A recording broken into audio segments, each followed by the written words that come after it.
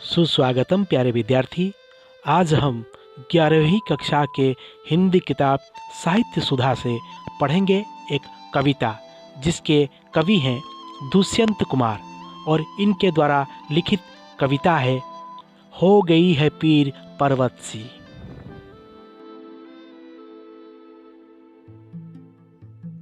तो प्यारे विद्यार्थी, कविता हो गई है पीर पर्वत सी पढ़ने से पहले चलिए इसके जो कवि हैं दुष्यंत कुमार, इनके बारे में कुछ जान लेते हैं।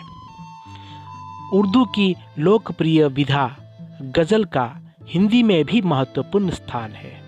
आज यह तेजी से लोकप्रिय हो रही है और इसका श्रेय दुष्यंत कुमार को है। उन्होंने अपने ढंग से समकालीन जीवन पर गज़लों के माध्यम से टिप्पणी की है। शब्द समूह और मुहावरा हिंदी का है, फलतः उनकी गज़ल का प्रभाव गहरा और स्थायी होता है। उनकी गज़ल में एक और मस्ती और जिंदादिली है, वहीं दूसरी ओर तीखापन लिए एक गहराई भी होती है। श्री दुष्यंत कुमार त्यागी का जन्म 27 सितंबर सन 1931 में उत्तर प्रदेश के नवादा गांव में हुआ।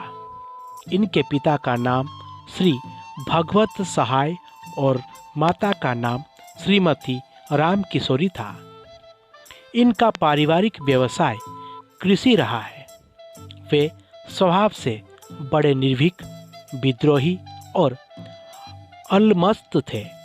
दुष्यंत जी पर हरिवंश राय बच्चन और राष्ट्रकवि दिनकर का प्रभाव था। साथ ही नई कविता के कवियों में गजानन माधव मुक्तिबोध से भी दुष्यंत जी प्रभावित थे।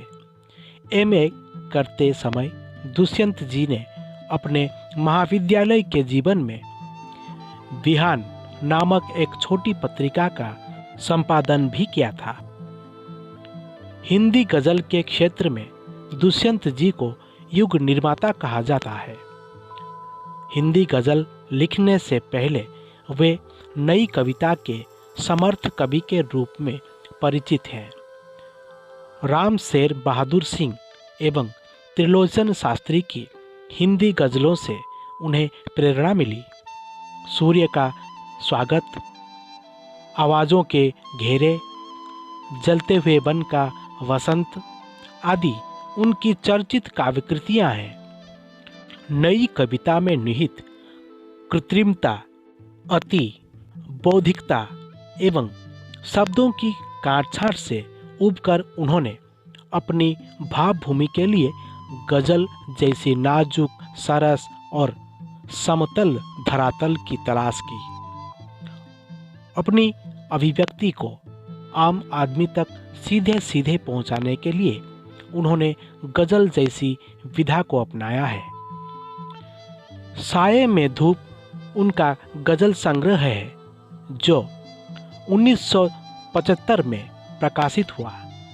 इसकी भाषा बोलचाल की है और यह हिंदी गज़ल क्षेत्र में अपना मूर्धन्य स्थान रखता है।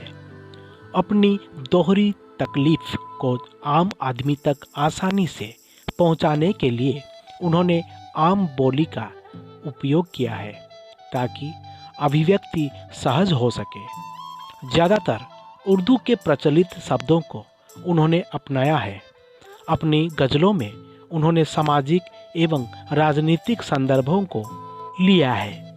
साहित्य क्षेत्र में 1957 से कार्यरत इस सफल स्रष्टा का देहांत 44 वर्ष की अल्पायु में 29 दिसंबर 1975 को हुआ। प्यारे विद्यार्थी, दुष्यंत कुमार जी के द्वारा लिखित कविता हो गई है पीर पर्वत सी के कुछ शब्द हैं। चलिए उसके अर्थ जान लेते हैं। तो ये शब्द हैं पीर मतलब पीड़ा, बुनियाद मतलब नींव या जड़, हंगामा मतलब लड़ाई झगड़ा, मकसद मतलब उद्देश्य। तो प्यारे विद्यार्थी, चलिए पढ़ते हैं दुष्यंत कुमार त्यागी के द्वारा लिखित कविता हो गई है पीर पर्वत सी। चलिए इस कविता को हम अब विस्तार से पढ़ते हैं और समझते हैं। ये कोई कविता नहीं बल्कि ये दुष्यंत कुमार जी के लिखा हुआ एक गज़ल है, जिसे हम आज पाठ्यक्रम के रूप में या कविता के रूप में पढ़ने जा रहे हैं। तो प्यारे विद्यार्थी, इस कविता रूपी गज़ल को चलिए पढ़ते हैं और विस्तार से समझते हैं। तो दुष्यंत कुमार जी अपनी कविता में लिखते हैं, हो गई है पीर पर्वत सी पिघलनी चाहिए, इस हिमालय से कोई गंगा निकलनी चाहिए। इस शेर में दुष्यंत कुमार जी के सीने का दर्द बाहर छलक आया है। दुष्यंत जी ने आज़ादी से पहले से लेकर आज़ादी के अंत तक का दर्द महसूस किया है। इस आज़ादी की कीमत आम आदमी ने अपने खून से चुकाया है। आज़ादी से पहले उन्होंने जो सपना देखा था वो धीरे धीरे टूटते हुए नज़र आ रहे थे। इन्होंने आम आदमी की यह दर्द महसूस किया है कि आज़ादी के बाद इनकी जो आम आदमी की जो मुश्किलें हैं और भी बढ़ चुकी हैं।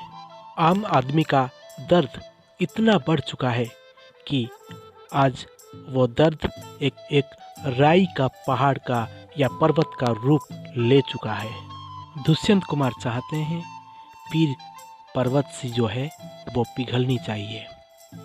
जनता का दर्द पीर रूपी पर्वत मतलब दर्द रूपी पर्वत गंगा के शक्ल में जो अपनी धारा से सारी गंदगी को धो डाले, मतलब जनता के सारे दर्द को पिघलाकर हिमालय से निकलने वाली गंगा की शक्ल में इसे धो डाले। और ये तो आप लोग जानते ही होंगे कि जब गंगा में बाढ़ आती है तो वह अपनी प्रबल धारा में सारी गंदगी बहा ले जाती है। दुष्यंत जी चाहते हैं कि यह भारत में एक ऐसी क्रांति हो, ऐसी क्रांति गंगा की शक्ल में बहे, सारी राजनीतिक गंदगी को अपने साथ बहा कर ले जाए। वह गंदगी जिसने समाज को गंदा करके रखा है, जिसने आम आदमी की जिंदगी को बेकार कर रखा है, जब तक यह क्रांति रूपी गंगा नहीं निकलती है तब तक देश से ये कुव्यवस्था और इसके ठेकेदारों की सफाई नहीं हो सकती। दुष्यंत कुमार वर्तमान शोषणपूर्ण व्यवस्था के प्रति विद्रोही चेतना को जगाना चाहते हैं। प्यारे विद्यार्थी, इस गज़ल को आज यही रखते हैं। आगे का हम अगले क्लास में पढ़ेंगे।